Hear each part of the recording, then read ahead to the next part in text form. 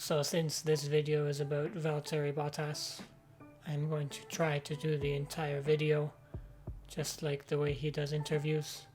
So hello, welcome to the Apex F1 channel, and yeah, let's just pull the intro. So what is going on, Mattia Bonato's glasses? Hope you are all doing well wherever you are in the world. Now I know after the Italian Grand Prix this weekend, a lot of doubt was cast on the fact that Valtteri Bottas might not deserve his seat with the Mercedes team in Formula One. And I was right alongside with you, and especially after the first lap when all those cars passed him and he was down to like 5th or 6th place. I was with you. I was yelling at the TV. I was making my voice heard at the fact that Bottas does not belong there. Okay. He did. Oh my gosh. Is Sainz gonna get by Bottas? Oh, okay, so just Norris is by. Okay, Valtteri, this isn't looking very good, but oh, that McLaren's getting close.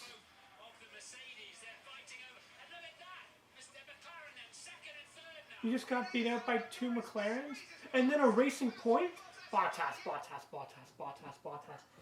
Mahavir's looking for a seat. Do you think he should have yours? Because at this point, I think he should. I think Mahavir should have the...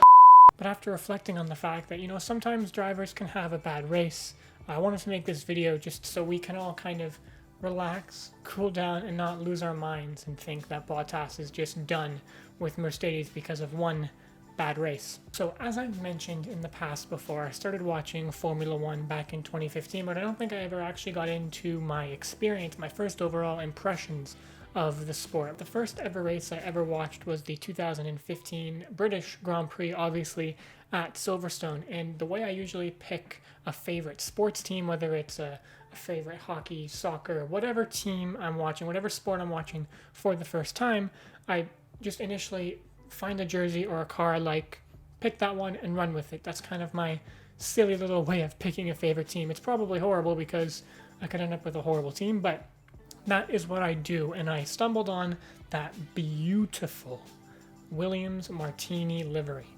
The second I saw that thing, I was like, this is my team. I'm a Williams fan. This is it. No going back. I love that car.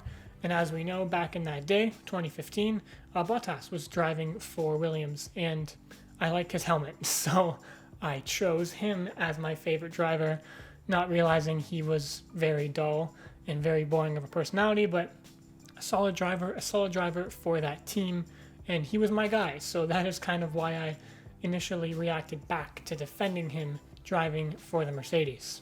So after, as we all know, Nico Rosberg won his world championship, that he just only wanted that out of life and then retired because, you know what, fair play to him, James Hunt did it, he left that team and left a vacant spot available.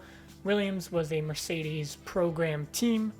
Bottas got the call up to drive for the big boys, and you know what, he did fine. I think he absolutely deserved that seat 100%.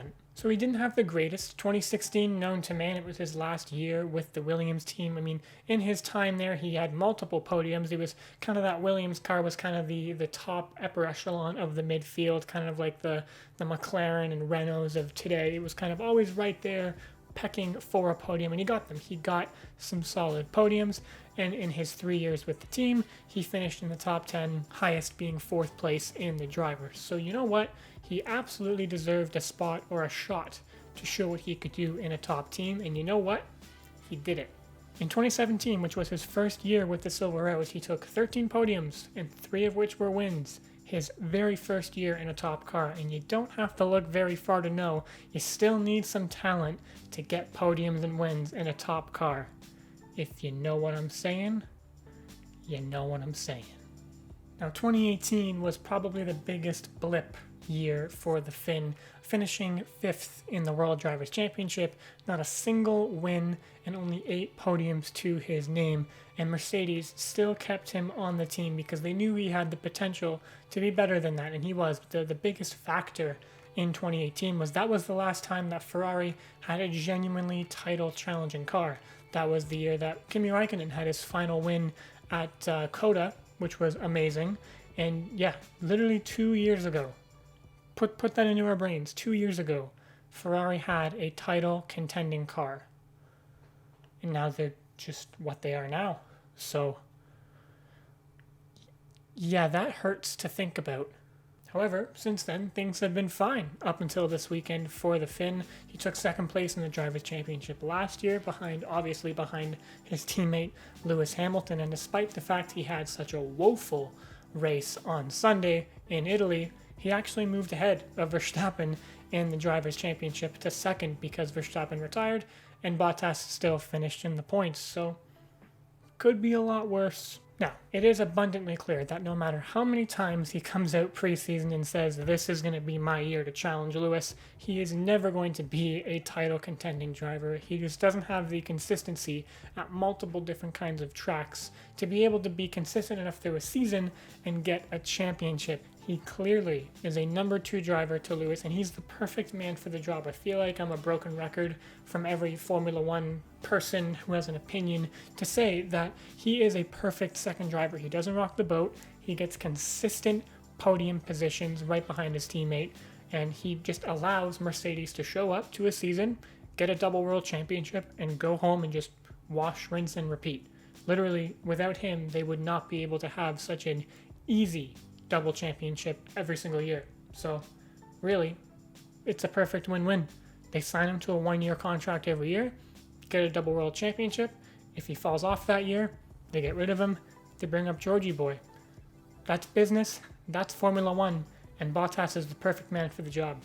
Now, just into a bit of conclusion here, let's not get on these quick and easy to hop on trains of this driver needs to go, this driver sucks, this driver's bad, this driver's good. Look where that got us with Albon and Gasly. I don't even know what to think when it comes to the two of them anymore. And I have to remind myself of this quite often too, as I mentioned earlier. I was right on the train to write off Bottas, but you have to step back, reflect, look at their careers as a whole, not just a singular race, and accept the fact that Mercedes is going to continue to dominate, haunt our nightmares as we are without a doubt being tortured and just in the Formula One bad place. So, kind of hurts.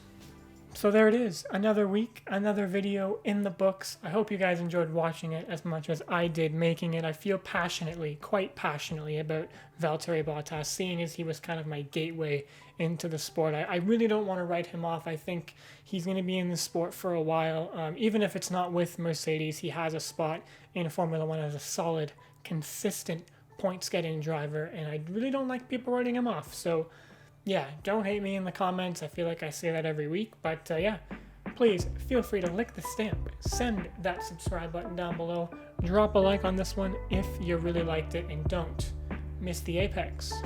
Peace.